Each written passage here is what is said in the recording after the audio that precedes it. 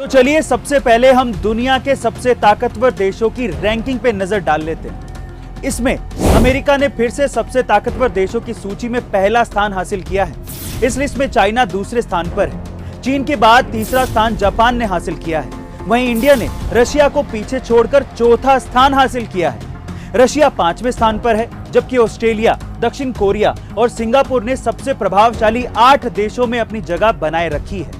लेकिन इंडोनेशिया अब 9वें स्थान पर आ गया है, जबकि मलेशिया टॉप 10 से बाहर हो गया है और उसकी जगह थाईलैंड ने ले ली है। अब आप ये सोच रहे होंगे कि ये तो एशिया पावर इंडेक्स की लिस्ट है, इसमें अमेरिका और ऑस्ट्रेलिया क्या कर रहे हैं? ये दोनों तो एशिया में आते ही नहीं।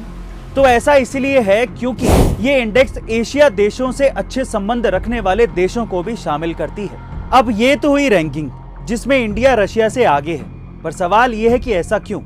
इसकी सबसे बड़ी वजह है इंडिया का बढ़ता डिफेंस सिस्टम और जियोपॉलिटिक्स, यानी कि सभी देशों से अच्छे संबंध। देखिए, हो कुछ यूं रहा है कि रशिया के साथ लगातार डिफेंस डील के बावजूद अमेरिका खुलकर इंडिया का विरोध नहीं कर पा रहा है और रशिया भी किसी भी कीमत पर भारत को अपने साथ रखना चाहता है, क्योंकि रशिया को अफगानिस्तान के ऊपर अपनी पकड़ मजबूत करनी है और इंडिया के बिना ये पॉसिबल नहीं है।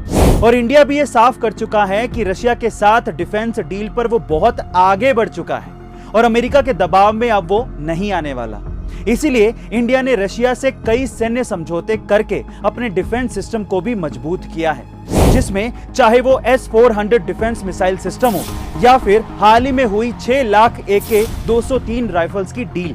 साथ ही लोवी इंस्टीट्यूट की रिपोर्ट में यह भी कहा गया है कि अगर इंडिया में कोरोना नहीं होता तो देश बहुत अच्छी रैंक पर पहुंच सकता था।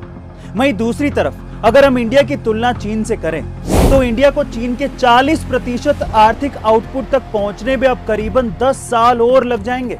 वहीं पिछले साल का अनुमान यह था कि इंडिया 2030 तक चीन के आर्थिक आउटपुट के 50% तक पहुंच जाएगा, पर कोरोना के चलते ये समय बढ़ गया। अब इंडिया के कमजोर पक्ष की बात करें तो इंडिया आंतरिक मामलों में काफी पीछे रह गया, जिसमें देश में होने वाले आंदोलन इसके लिए जिम्मेदार है, जैसे कि किसान आंदोलन, और इस वजह से भी इंडिया की रैंकिंग नीचे रह गई। अब बात करते हैं इस लिस्ट में आए नंबर 1 देश अमेरिका की। देखिए, अमेरिका ने कोरोना काल में दूसरे देशों को आर्थिक सहायता पहुंचाने के मामले में चीन और भारत जैसे देशों को पीछे छोड़ दिया। अमेरिका के साथ पूरे यूरोप की सैन्य शक्ति भी है, जिसमें ब्रिटेन और इजराइल जैसे देश शामिल हैं, और जापान के साथ भी अमेरिका के अच्छे संबंध हैं। हाल ही में अमेरिका ने कई देशों में अपनी सैन्य शक्ति को मिलिट्री बेस स्थापित करके बढ़ाया भी है, जिसमें एशिया के कई देश शामिल हैं। इन सब मापदंडों के हिसाब से इस संस्था ने अमेरिका को 82.2 अंक दिए हैं, जबकि 2020 में उसे 81.6 अंक ही मिले थे। वहीं दूसरी तरफ भले ही अमेरिका की इकोनॉमी चीन के मुकाबले कम बड़ी हो, पर वो ओवरऑल इकोनॉमी में अभी भी चीन से आगे है।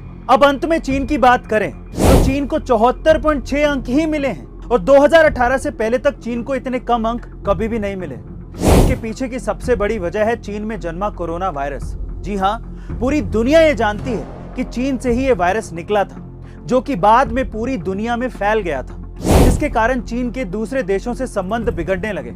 और यही नहीं, चीन की दूसरे देशों की जमीन पर कब्जे वाली रणनीति भी अन्य देशों को रास नहीं आती, जिसका सीधा फायदा अमेरिका को हो रहा है, क्योंकि अमेरिका उन देशों की तरफ दोस्ती का हाथ बढ़ाकर अपनी ताकत को और बढ़ा रहा है। तो दोस्तों, फाइनली इस लोवी इंस्टीट्यूट के रिपोर्ट के आंकड़े हमने आपको बताए, जिसमें इंडिया ने 2021 इंडेक्स में डिफेंस में अपने अंकों का इजाफा किया है, जो कि आने वाले समय के लिए अच्छा संकेत है। दोस्तों, आपको हमारी ये लोवी इंस्टीट्यूट की रिपोर्ट पर एनालिसिस कैसे लगी, कमेंट सेक्शन में जरूर लिखिएगा।